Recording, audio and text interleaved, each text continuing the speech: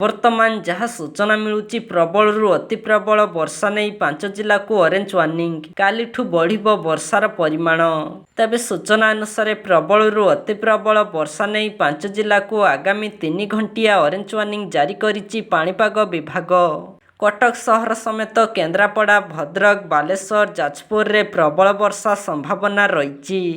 ଏହି ସମୟରେ କିଛି ସ୍ଥାନରେ ଜଳବନ୍ଦୀ ସମସ୍ୟା ସୃଷ୍ଟି ହେବା ସହ ଦୃଶ୍ୟମାନ ଦୂରତା କମ୍ ରହିବ ବୋଲି ସତର୍କ କରାଯାଇଛି। ପାଣିପାଗକୁ ନଜରରେ ରଖି କାର୍ଯ୍ୟ କରିବାକୁ ସାଧାରଣ ଲୋକଙ୍କୁ ପରାମର୍ଶ ଦିଆଯାଇଛି। ସେହିପରି ରାଜ୍ୟରେ ମୌସୁମୀ ସକ୍ରିୟ ରହିଥିବା ବେଳେ ଏହାର ପ୍ରଭାବରେ ଆସନ୍ତାକାଲିଠୁ ବର୍ଷାର ପରିମାଣ ବଢ଼ିବ।